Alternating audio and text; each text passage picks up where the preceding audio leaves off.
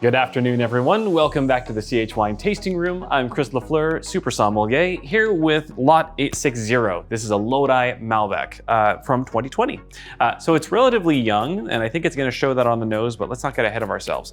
Lodi, when we think about that region, normally we're thinking about Zinfandel, I think, especially those old vine Zinfandels that are 100 plus years old. But let's restrain and think about something a little bit different. When we think about Malbec, we usually think about the Mendoza ones on the high elevation, which tend to be pretty dark in color, very, very structured, very, very chewy. And both of those different wines have their place, but this is neither of them. Something a little bit different, kind of splits the difference, and I find it very exciting. So first, let's look at the color. You can see it is fairly extracted. After all, this is Malbec. And Malbec translates to, that's right, it translates to bad mouth, Malbec in French, because when you have this much color, it is gonna stain your lips, as it will stain mine shortly. One of the things I note though, when we're smelling this on the nose, while there is some very ripe fruit here, it's not the huge bomb that we usually expect out of Lodi or some of these warmer climate regions. It has some ripe fruit, but it also has some tartar fruit underneath of it. So there's a balance of styles here. I also am noting that there's a pretty good amount of vanilla on the nose, and it feels very structured. It doesn't feel overpowering, like it's leaning into too much caramel or even chocolate and cocoa. There's a little bit of cocoa there, but think cocoa powder and not a big Hershey's Kiss. So let's go ahead and smell this a little deeper. Great, lots of red fruit here. Something like cherry, maybe a little bit of raspberry. We're also leaning into plum, a little bit of mocha, but again, it's a powder. It's not the big cup of hot chocolate from Tim Hortons. I'm Canadian, I apologize. I think of Tim Hortons references.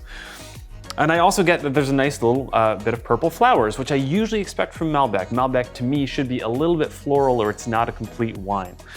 So that's great, it's exciting. Let's taste it together. You raise your glass, I'll raise mine.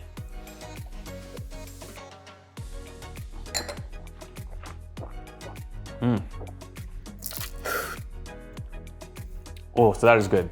That is changing a little bit on the palate, but it kind of wants to go everywhere. It can't really decide exactly what it should stick with. It does split all the difference of these styles.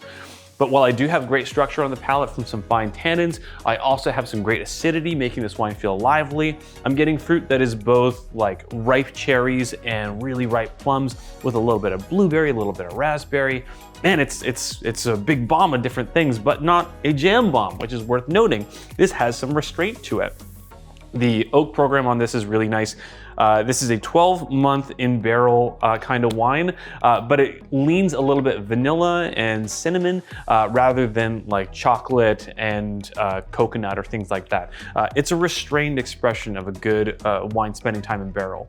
What I also like is that on the finish, there's a little touch of cotton candy, and this is a fairly young wine, so we can expect something that's a little bit fresher like that or leaning into like a candied expression. Again, without that big bomb of someone slopping a bunch of jam on your toast.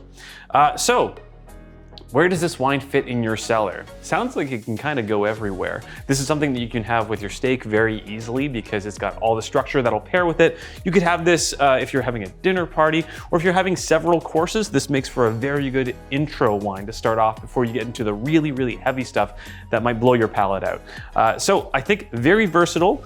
I always advocate getting a case of wine because who wants just one bottle to sip and then have it be gone? Get several of these. I don't know if it's going to benefit from laying down, but it's always nice to have more of a good wine around. And with that, why don't you pop that cork and I will see you at the next glass.